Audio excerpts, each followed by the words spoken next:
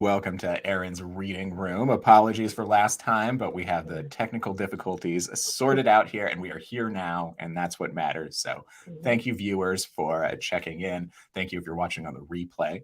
But joining me today on this edition of Aaron's Reading Room Live is author Dana Sanders. Dana, thank you so much for being here.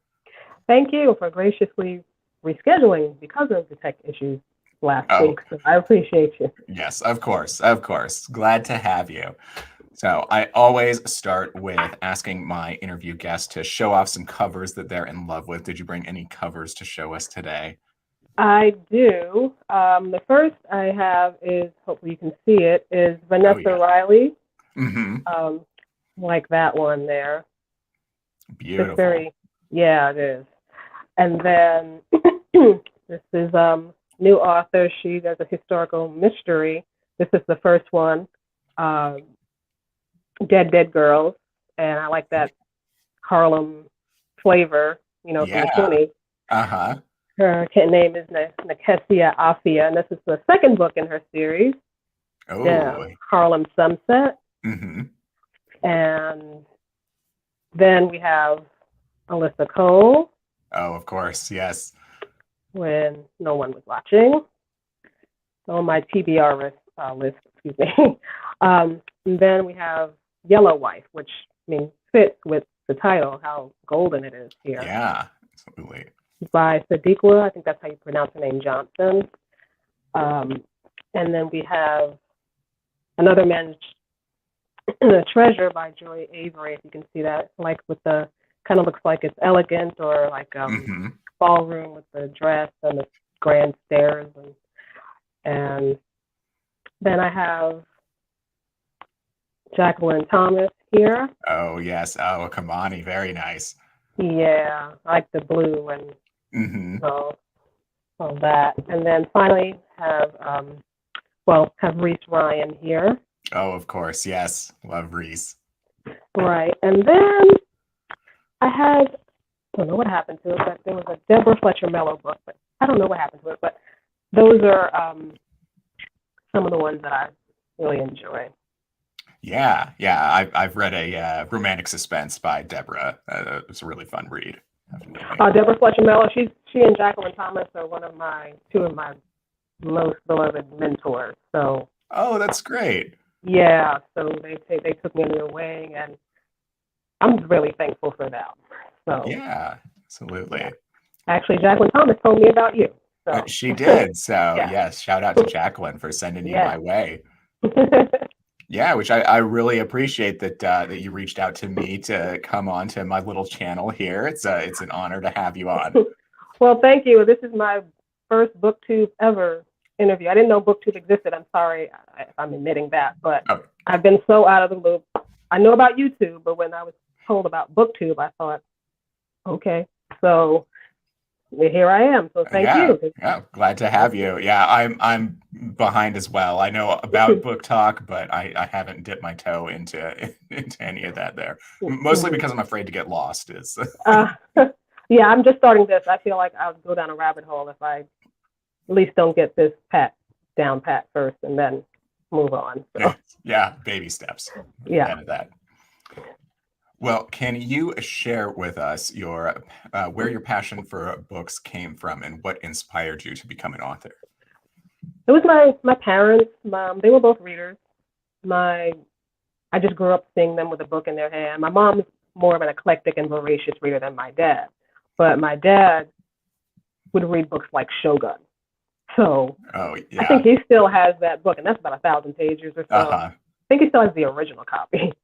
And he would read those kind of books, and my mom would read various books. And because I was raised pretty much like a last/only child, there's a birth order thing, first, middle, last, only, then I had to learn how to entertain myself. And I always loved books. My parents took me to the library all the time and did all those library programs. And my dad was an actor, so he would read to me and he would act it out. Oh, cool. Yeah, so I grew up just loving to read, and then it became even more so when I became a teenager. But my parents were the inspiration for that, and when I was a teenager, I was home alone, and a thought just came to me like lightning and said, well, you read these books, why don't you write it? Mm-hmm. And so that's what I've been doing ever since. So um, nothing really glamorous about it, just family influence and the love of reading. Well, it's definitely an inspiration to people to hear the humble beginnings of it. So many like prolific authors that I've gotten the chance to speak to have said, I love these books, so I was going to try and write one. Right. Yeah. So a lot of times, yeah, that's how it is. Well, congratulations on the upcoming anniversary of Allegra's Shadow. Oh, thank you. So can you share with us how it felt when you got that book published? Oh, I feel like how any other author might feel like, it's out there, and then it's like, are you crazy? You put that out there? So it goes from, of course, being thrilled, and then there's nervousness and anxiety, and what do I do now? And but it was mostly happy, like finally. So, and it took me several years to write it. I was a stay-at-home mom. I had my own health issues. My parents had their health issues. My husband has his health issues. So, just all around stuff. And so that one was a labor of love, really. Yeah. Well, one of my favorite authors, Denise Wheatley, says that books are written by inches. So you get them done just a little bit at a time. Yeah, especially when you're a parent, or you're a single parent, married parent, or a caretaker, work full time. It's just squeeze it in, like Jackie and Deborah always say. Carve out some kind of time to write something, even if it's a sentence. So definitely, because it's a privilege to be a full-time author. It is. Yeah, definitely. Well, can you tell us a little bit about Allegra's Shadow? Allegra's Shadow is my first romantic suspense. It is set mostly in Raleigh, North Carolina, but some of it is in Hackensack, New Jersey, where I lived in Hackensack when I was a teenager for 4 years, and then I've lived in North Carolina for almost over 20. Okay. And so it's about Mariah St. Cloud, that's the heroine, and her relationship, or estranged relationship, with her older sister, Allegra St. Cloud. They get the news that Allegra is found dead in her home in North Carolina, and so details come out that don't sound right to Mariah. And so she starts digging into Allegra's life, and on the way, she has Anthony Kane, the hero, who was actually a friend of the family. She's never met him, but her grandmother and his grandmother were best friends, but they've never met. And so when they first meet, she's already wary of men because of her past. She's divorced, and because of issues with her father. And so when she first meets him, she's very wary of him, but he's taken with her because even though they never met, he's heard about her throughout the years. And so as she digs into Allegra's life, he's determined to help her. She doesn't want it, and they clash. And along the way, she's also, as she's searching for answers, she's fighting past demons and facing present danger. And so that's where the title Allegra's Shadow comes from, is because she was in her sister's shadow in life, and she's in the shadow of her sister's secrets after she's dead. Yeah, definitely. That theme is present just all throughout both books, which, speaking of, you wrote a prequel novella, Shadow's Beginning, which I actually read first. And so I wasn't quite sure what Allegra's Shadow, what kind of book it was going to be, really, in reading that prequel. But what inspired you to write the prequel novel? Well, I have to go back to the wonderful Jacqueline Thomas and Deborah Fletcher Mello. They each said in their own way, when you get stuck, which I was after writing Allegra Shadow, write what you know and put that whatever you're trying to write now down and write something else. Mm-hmm. So when I was told that, I thought, I do know. What were they like as kids? How did they develop into these women? Mm-hmm. And excuse me. So I went back and thought about it, and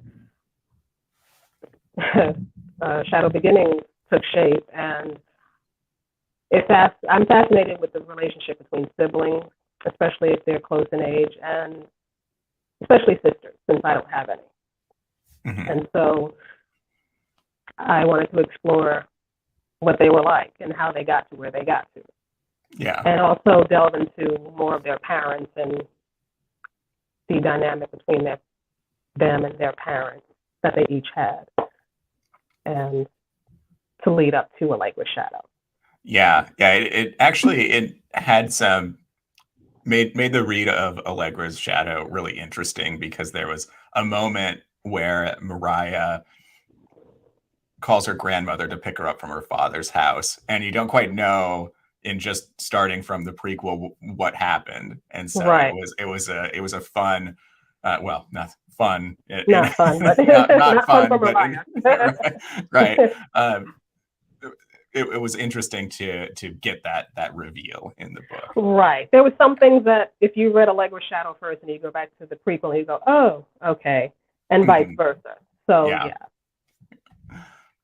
Well, like you said, Mariah and Allegra are sisters, and they had a difficult relationship, let's say.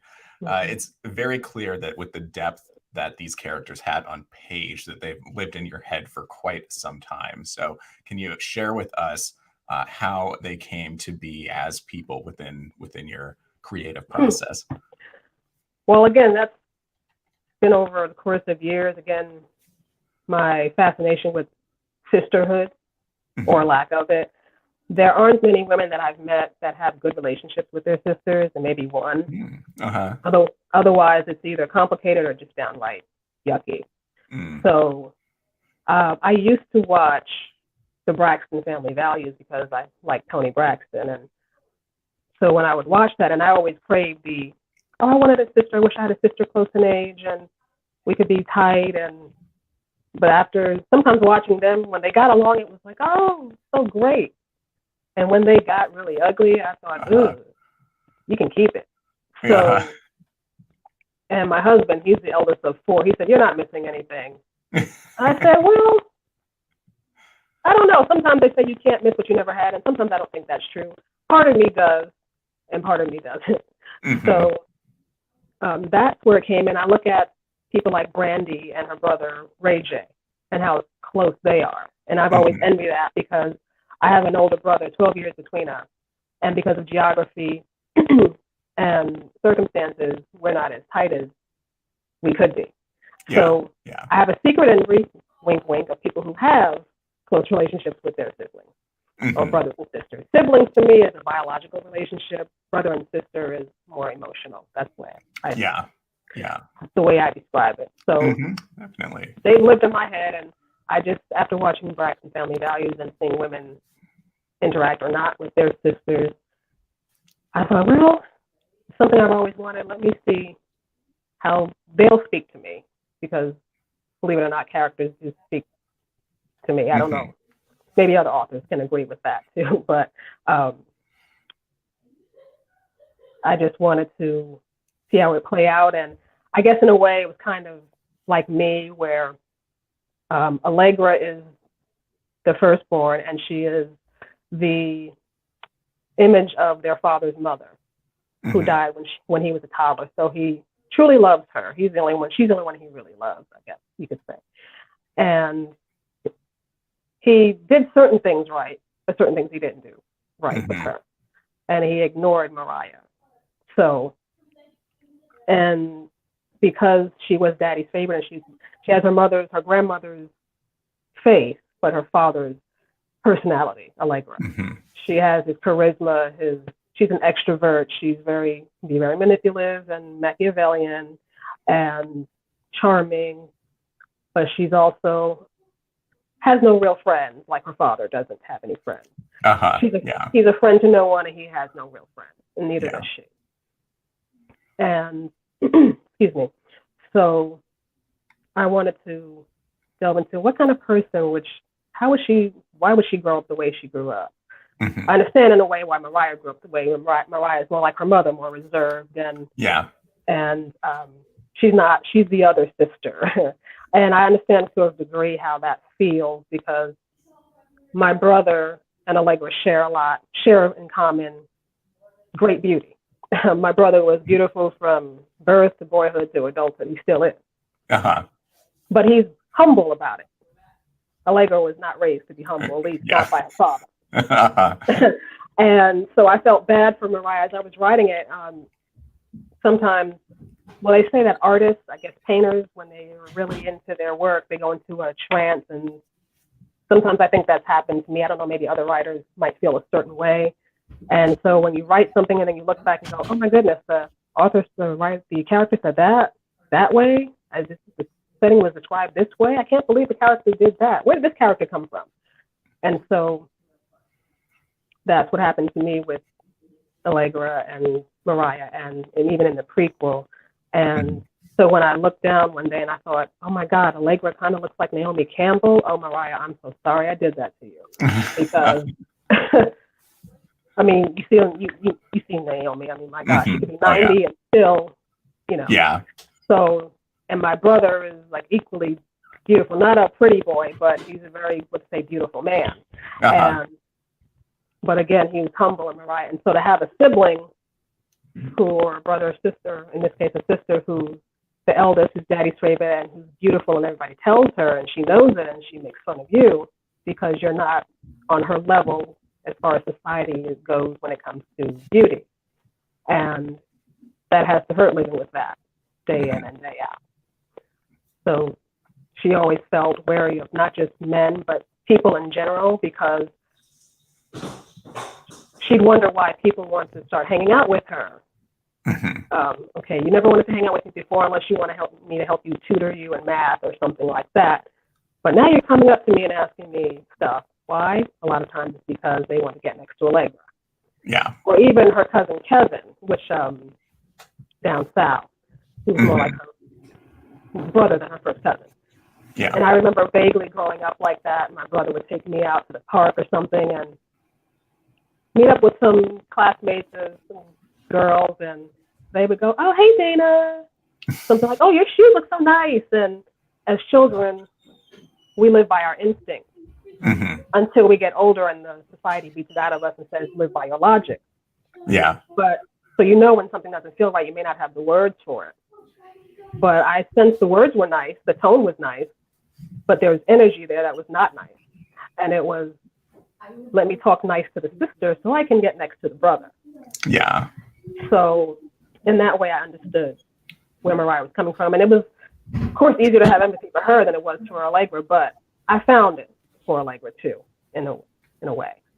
So that's where all that stuff comes from, as far as their relationship and even their personality.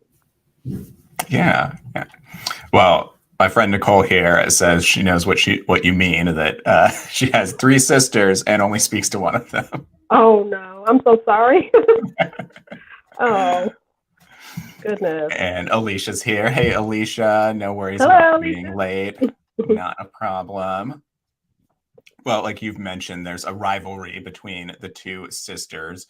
Now, from my viewpoint, Mariah really never had the chance to come out ahead on this, and it was of no fault of her own.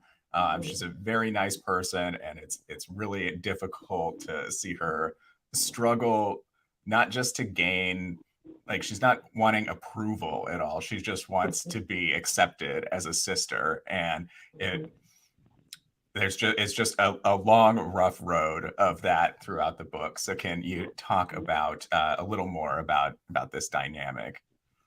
Well, I think it stems from me and having an older brother. He's 12 years ahead of me. And so they say that children usually don't get the same parents, even if you're in the same house, maybe not even if you're close in age. So, of course, my mom had him at 17. She's not the same mother she had when she had me Yeah. 12 years later. So, but I always felt that I wanted to catch up to him. You know, I looked up to him.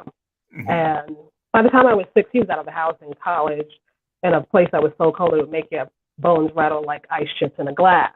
But not even bothering to go to UCLA, someplace warm. It had to be very cold. But he was out of the house 7, 8 months out of the year, 9 months out of the year. So until then, and even after he would visit, it was always, hey, man, you know, let me hang out with you.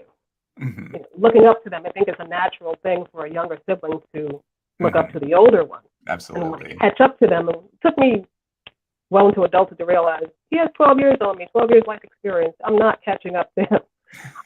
But it was just something there. And so the same thing with Mariah, because sometimes Allegra was very kind to her. And so it was those times that made her really want to connect. Yeah. But Allegra put up that wall. And so that's where that comes from, and wanting to be accepted as a real sister. And I mean, she found her surrogate sister and her best friend. Yeah. And her best friend. But it's the natural thing, I believe. So that's where it stems from.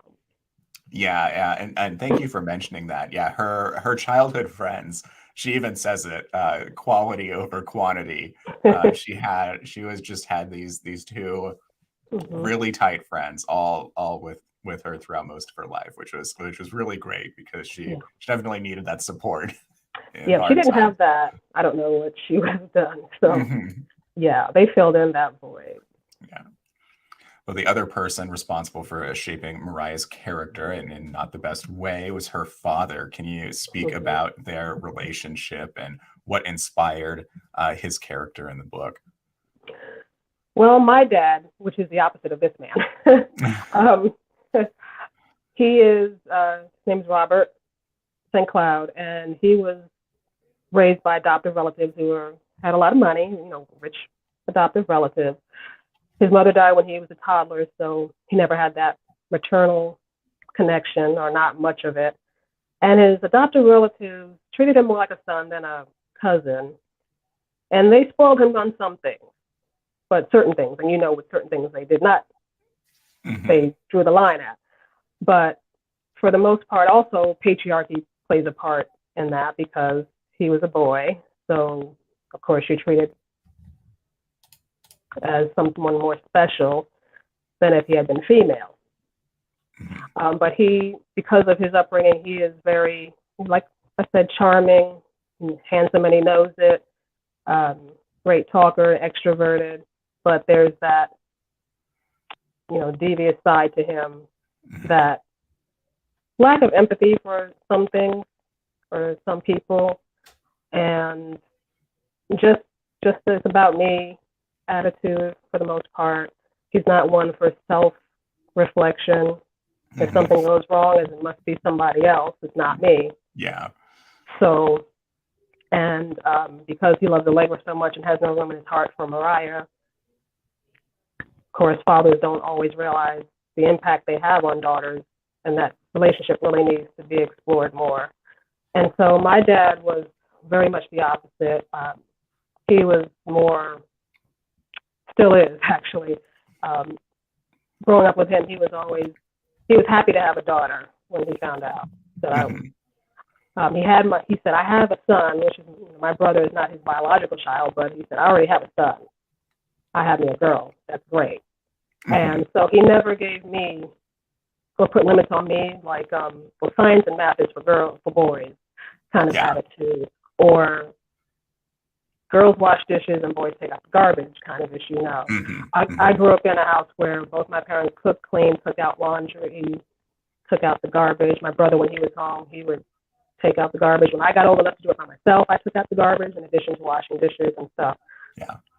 So he always made me feel like I was never less than, just because I was female. And I'm going to date myself right now. I'm a 51-year-old kid. I grew up with the Saturday morning cartoons, the karate movies I'd watch with my dad. And then late on Saturday nights, he and I would watch wrestling, and he let me he let me win because we were wrestling and he'd always let me win. Uh-huh. So, and when it came to sports, I was more, back in that day, I was called a tomboy. A lot of things that women do now, like playing softball and stuff, that's normal now. It's not considered tomboyish behavior. Mm-hmm. But I was more like a hybrid. I played straight rope and double dutch with the girls, and stickball, dodgeball, bombardment, what we call dodgeball, with the boys. Uh-huh. And a lot of times, especially playing stickball, it was my dad who was pitching to me. Mm-hmm. So there was one time he said, I went upstairs to get water after we were playing, and there were some boys watching, and he said, you see how far she hit that ball? They said, yeah. She's a girl, right? They said, yeah. So after that, I was playing baseball or stickball with them. So I was very fortunate to have a dad like that. Yeah. And definitely. So he was inspiration in the reverse. Mm-hmm. And I thought, well, how would it feel for my character to not have a dad like that? Yeah. And so that's where Robert came in. Mm-hmm. Well, shout out to Dad. I'll let him know. Well, you appeared intimately familiar with the cities and locations of the book, and you mentioned earlier that you have lived in both locations. So can you tell us a little bit about writing the book? Did you see these more specific locations as you're writing the books? I did, and as far as where Allegra lived, it suited her.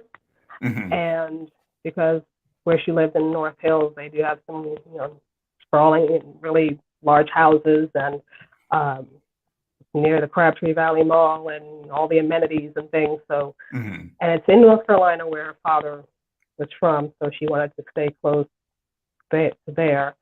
And Hackensack is where they grew up as children in New Jersey, as you know, in the prequel, where Mariah currently lives. And yes, the high school is that big. So it was just, again, writing what I knew. Mm-hmm. And that helped me stay true to the local location. Yeah. And so. Yeah, it was definitely came to life through the writing. So great work there. Thank you. Yeah. Well, our main character, Mariah, she has heterochromia iridium, which is having two different colored eyes. And her sister always poked fun at her about this, but I have a feeling that Allegra was actually jealous of such a unique trait. And so can you confirm or deny that the teasing came from jealousy? I think you're partially right there. It was kind of,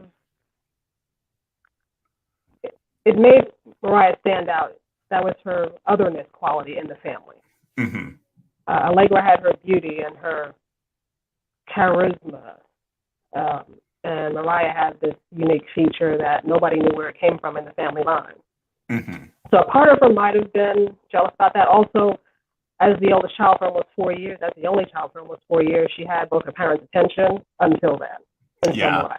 Right. So, yeah, but mostly it was just, I'm still daddy's girl and you're the weird one. Mm-hmm. Vibe. And not only so, Mariah was getting it at home, and she was getting it outside of her home. Yeah. So it always hurts more when it comes from inside. Mm-hmm. Yeah. Well, yeah, it's interesting because I, at least in the circles I've been around, talking about that condition, it's always much more of like a fascinating, like, oh wow, that's so cool. Like, how cool would it be to have such a unique trait? And so it's unfortunate. You better not commit any crime. Yeah. Bullies will always find something to pick on. So it's right. It's unfortunate that she got so much of that throughout her life. Yeah, definitely. And go ahead. Yeah, that was the main thing, mostly between her and Allegra, was just, you're just weird. Mm-hmm. You're weird looking. Yeah. You don't fit in this family kind of attitude. Yeah. Yeah. Mm-hmm. Oh, poor Mariah. It's just, oh, I'm so sorry I did that to no. her. I have to remember it's just a book, but Yeah, I know. these characters very much became real to me in the real. Well, then I did my job. I appreciate Yes. that. Thank you. Well, something else that I really love about this book is that you had a perfect balance of the romance and the suspense, which it's very difficult to find, at least for myself when reading that genre, because it seems like there's always a moment or two where it's like, oh no, I wanted to continue with the mystery for a bit. Like, put your clothes back on. Let's go solve some more crime, or the other way around. So, how did you go about balancing both aspects of this story so well? Oh, very carefully. I try to at least do one chapter of romance and then the next chapter mystery, and rotate it. But Hmm. if it doesn't come out that way, then I try to do at least uh, part of one section as romance, one section as uh, mystery or suspense, and then go back, and just rotate it that way throughout the chapter. Yeah, yeah. That's all I can do. That's it's a tightrope. Yeah, yeah. It's not an easy feat, definitely. So, Alicia says, being from New Jersey myself, I love seeing it in the book. I'm halfway through now. Oh, thank you. I hope you're enjoying it. Please let me Well, know if you do. yeah, yeah. Well, yeah. So let her know, Alicia, once you're done.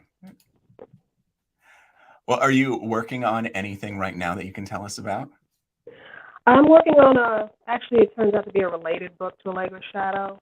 Okay. The tentative title is What Lies Beneath. It's also another romantic suspense. This is Hmm. in the fictional town of Bowman Point, North Carolina. Okay. And the heroine is named Trina Carter. She's a medical examiner slash Hmm. forensic in the forensics.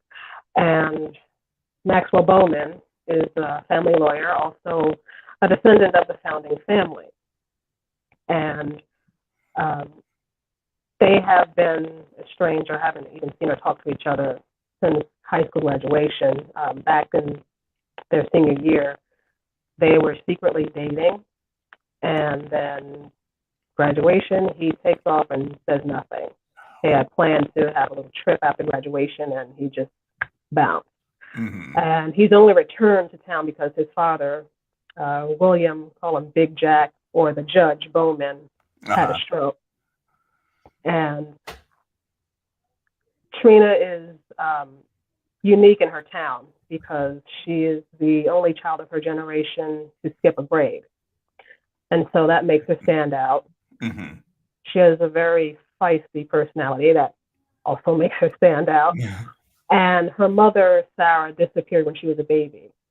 Before Sarah disappeared, she had been exhibiting signs of postpartum depression. Now, this was back in the early 80s, mid Right. late 80s. So they didn't talk much about Hmm. mental illness back Yeah. then. It was just, oh, she's acting crazy. Hmm. And she would have a habit of wandering off. So they figured she just wandered off one night and never came back. Um, until Max Bowman, um, he buys this abandoned land where a murder suicide occurred decades ago because he wants to build a botanical garden for his surrogate grandmother. Okay. And remains are found, and that's all I'm going to say Oh, all right. Just gonna dangle that in front of us there. All right. So it's about the mystery, and then it's about their relationship and why he just disappeared Uh-huh. that night. And so romance and suspense there again, I'm trying to juggle. Yeah, well, it sounds great. I love a good second chance with some good tension that they've got to work through. Yeah, I like those too. That's one of my favorite tropes. So it's my first trope actually too. First Oh, trope, all right. first time doing that trope actually. Yeah, all So right. yeah, that was a bit difficult. She was a different character. I could relate to Mariah a bit better because Hmm. she was somewhat reserved and quieter. Um, Trina is not. Yeah. she no, she will. You come for her, she will definitely make you pay for it. So um, it was a challenge to write her, Yeah. but it was, got to branch out and try different characters and see how Absolutely. what they tell me how they fit. Yeah. So yeah. Well, So definitely yeah, looking forward to that for sure. I definitely will let you know. I'm still working out the kinks on that. All right. Well, best of luck to you on that. Thanks. What kind of advice would you give to an aspiring author? Oh, I'm like a fetus in this business. I'm not even born yet. Um, I would say if you can find really great mentors, do that.